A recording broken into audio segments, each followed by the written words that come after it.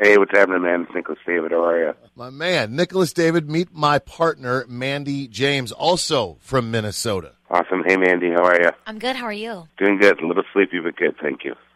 The country met Nicholas David on a very special night, The Voice, in that blind audition, and one of the greatest rides in the history of the show for me. And I'll be honest, I haven't watched a full season since your season in 2012. Wow. Mandy and I talk about this often. Maya Angelou, she had this quote about how people will forget the things you say and do, but they will never forget the way you make them feel. Right. And every single week there was this feeling, and even just going back to it in my head, the hair starts to stand up on my arm. Never, ever listened to a singer like you before. You have an amazing gift, Nicholas. Thank you very much, man, for saying that. That means a lot. The night that you did You Are So Beautiful. I mean, look, we're talking 3 years ago, so my daughter was 6, and Cool. She understood why Mom and Dad were all teared up, and then so was she. It was a really special moment for all of us. You will always be a big star in our family, and we'll always have your music around. Thank you very much, man. That excuse me, that warms my heart, man. Thank you, Steve. It's very sweet. How did music come into your life? Because it just, sometimes you can meet people who went somewhere and got trained by professionals, and then you can tell the difference between those where it's in their DNA. Yeah, it's in my blood, man. I'm one of 27 grandkids on my dad's side, and the king of that castle, my grandpa, he played, I like half his hands. He played the accordion and piano, and like every party, every Rosinski party, like there's just there'd be the music, piping in the corner, and I'd always find him. I'd always gravitate towards him, even at his funeral. I remember I was like, okay, I called him E-I-O, like, 'cause he used to play the E-I-E-I-E-I-O, that polka song, and I was always like, where is he? Like, he was always like the son. The night that he died, like, I'd play the piano for him, and it would help him, just kind of give him peace. Like, they had a piano in the basement, and I'd travel through the vents. But the night that he passed away, he said to my grandma, he's like, play the piano, play the piano. She's like, I can't. He's like, tell Nicky to play, tell him never to stop. That was my grandpa's last words on this earth. That's been like my life's mantra. That's been like one of the driving forces in my tank, so yeah. Do you remember, can I call you Nicky? I've just Yeah, dude, totally can, Steve. It's all good. Nicky, do you remember the song that you played then when you were asked to play? Yeah, the song that I played my grandfather. It's funny. I just told you I was moving, and I took my young boys downstairs because first of all, like, he passed away in that house, and my youngest son was running around in the dining room where he passed away, and I was like, wow, what circle of life, man, this is crazy. And I took the dudes downstairs, and I said, you want to see where the piano used to be? And we went in the basement, and like the windows kind of weathered. Like, it's crazy. The piano was gone, but like where it was, you can kind of see it on the wallpaper.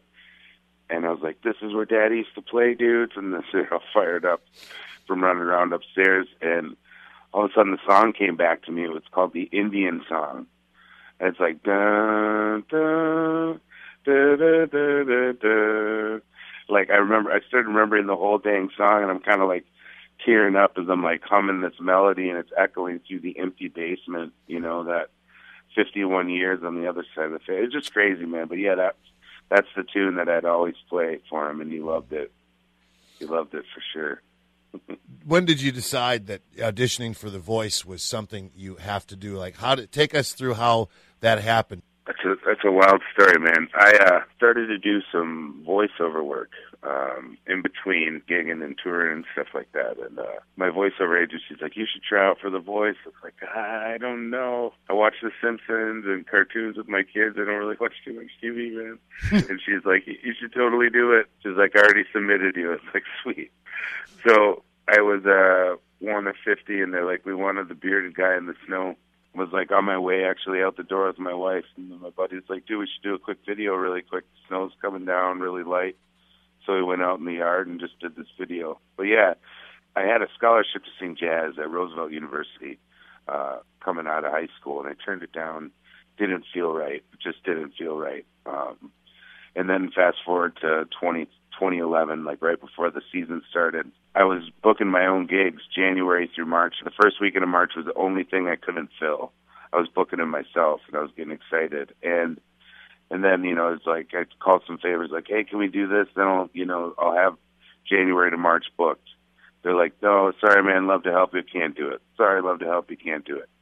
And then my voiceover agent submitted the video. And then we got a call. They're like, hey, you got to come to Chicago for an audition. And I was like, oh, man, well, that's where, you know, I had the scholarship to sing jazz, and it was kind of one of my only regrets turning it down. You know, I made a lot of mistakes in my life, but not a lot, but, you know, I like to try things instead of wonder what if, right? Right. And so then I'm like, where is it? They're like, Chicago. It's like, wow, God is so good. The universe is so wild, like a chance to squash that regret. You know, college gives you the potential to elevate your life. I was like, wow, this show might give me the potential to elevate my life. And then I'm like, when is it? They're like, the first weekend in March. Oh my God, it's like a sign. And I was like, man, that's the one weekend I was trying to fill. And that's when I kind of stepped back and I said, you got this, you know, spirit, God, goddess, creator, whatever word you use. It was like, this is divinely orchestrated. You got it. I'll talk about you everywhere and anywhere. And that's been like the river, the current in this journey through the whole thing, you know, like it's kind of wild. So that's the process, the long and short of it. Wow. What were their first reactions? I mean, what did you sing when you auditioned for The Voice? As we know, what we saw in the blind audition, which was Stand By Me, wasn't it? Yep. I did Across the Universe because I had a backing track for it. I tried to like show them that I was versatile, that I could sing to a backing track, I could play my music. I think I did Lost in My Mind, which was a Head in the Heart tune.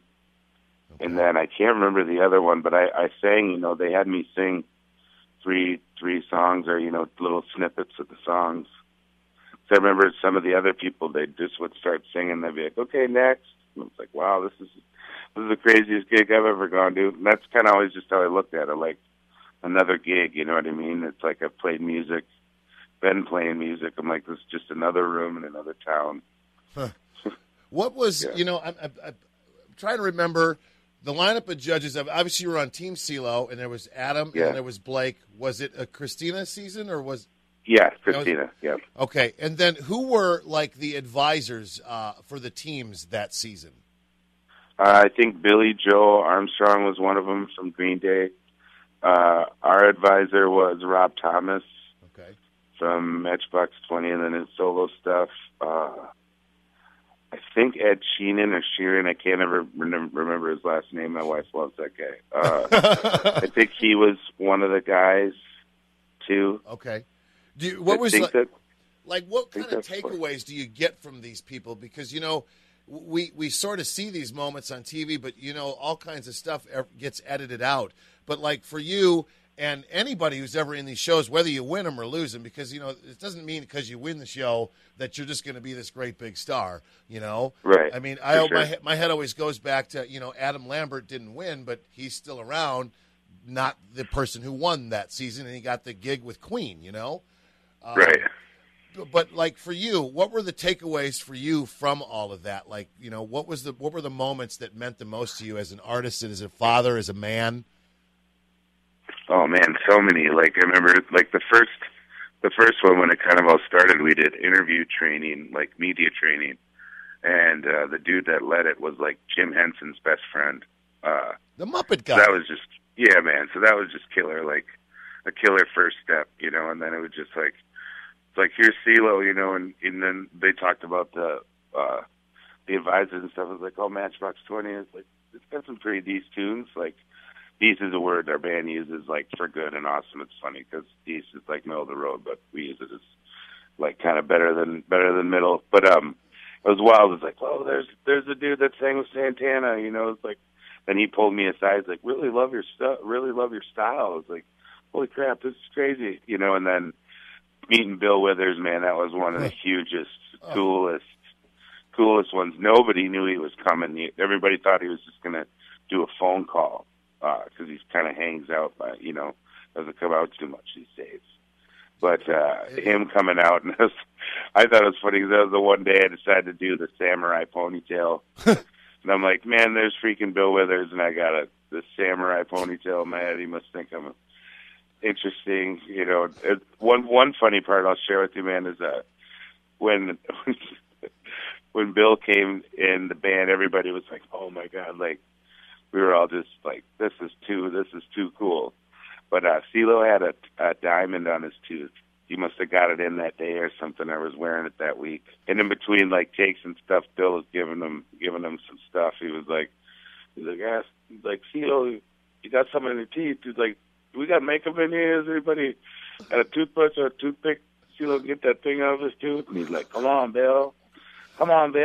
It's like they're just like jabbing at each other. And I'm like, wow, that's something you don't see every day. Bill Withers giving Cee Lo Green some crap. Like, it was hilarious. Another really, really awesome one was before we were rehearsed with Smokey Robinson, he requested to meet me and have a chat with me. And that was the coolest thing in the world. We met in one of those little villa boutiques on the lot, and I'm sitting here talking to Smokey Robinson. I remember in the middle of the conversation, I was like, I had to just touch his shoulder, and I'm like, this is happening right now on planet Earth in Hollywood, where you, Smokey Robinson, are talking to me about the history of music. Just want to make sure we know this is all going down right now. Wow. It was too cool, dude. It was too cool. Those are those moments that happen in your life that you hope would never end. Like, you could always be at that table every day. Right, but then also, it's like, you know what I mean? That was cool for what it was. It was like a breath to appreciate. Like, if it was like that all the day, it might become kind of dull. You know what I mean? But if like those moments are fleeting, they can make you like almost motivation to keep chasing, or motivation to keep getting better and succeeding and trying to put yourself to have more of those situations. You know what I mean?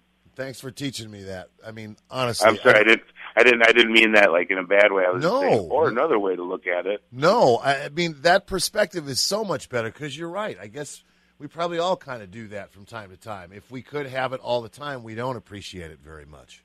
How would we know what's good if we didn't know what was bad? All the books that have been around, those lessons, the yin to the yang, the dark and the light, they're around for a reason, Can I ask you a question about Cee Lo? And by the way, I don't know, Mandy, did you detect him doing a Cee Lo impression there for a moment? Hey, Nikki. It's a little early, but I can get him going pretty good, pretty decent. Oh, come on, give us some more Cee Lo. Come on. He's like, Nikki. He's like, sorry to make it to the show last night, Nikki. I was like, it's all right, man. It's all good, dude. You're a busy man. He's like, but I was wondering if you'd come back to L.A. and want to record. Kind of decent, pretty decent for the morning.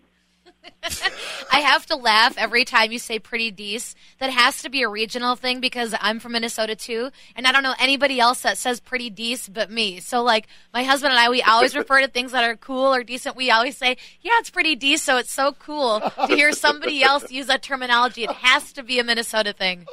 Yeah, it is. It's awesome. And we were rolling around with Castina from the Woo, and he said something. We were driving, and then I was like, yeah, dude, it's super Deece. Super and then Deece. He's like super Deece. How can anything like Deece means middle? Like, I'm like, it's top middle, it's top shelf middle. It's awesome, Deece.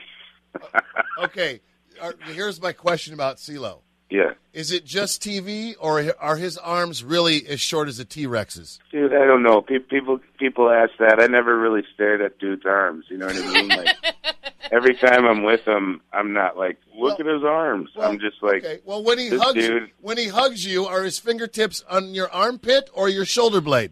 I don't know. He does hug me, and he wears a pretty decent amount of cologne. So that's what I remember. Like, it's like that smell, right? Dude, like look, cologne. I'm a heavy dude, too. I've been thick most of my life, and we always wore cologne because you're trying to look as best you can when your shirt's all smooth everywhere. But it's funny because we were just in Salt Lake, and Michael, who's helping with, the ins and outs of that thing at the venue, he had the same cologne on as Cee Lo, but he didn't wear nearly as much. But I was like, man, that smell is so familiar. And then when he's like, oh, pleasure working with you, and he gave me a hug, I was like, oh, man, I've smelt this. I've smelt this smell before, in a hug. Can we just get on the count of three a hey now together? 1, 2, 3. Hey now. Hey now. Those 2 words I've been dying to hear. Give it to us one more time, Nikki. Hey now. And you got to put your hands together like this, like that. Oh, yeah. Mm. The bow. Mm.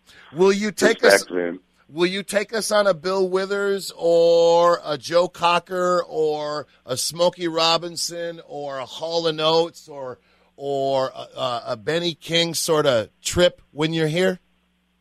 Yeah, for sure, man. That's been something that we try to do is give a nod. The show was a huge pulpit, so to speak, and try to honor that, and that was also too when we were on the show, picking those songs, that have that timeless message, that have that groove, so to speak. Yeah, man, we'll definitely be visiting some of those rooms for sure.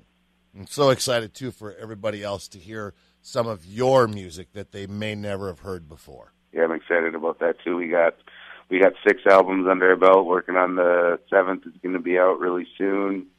Super excited, man. Blessed and busy, but trying to find the balance for sure. Yes, sir. Aren't we all?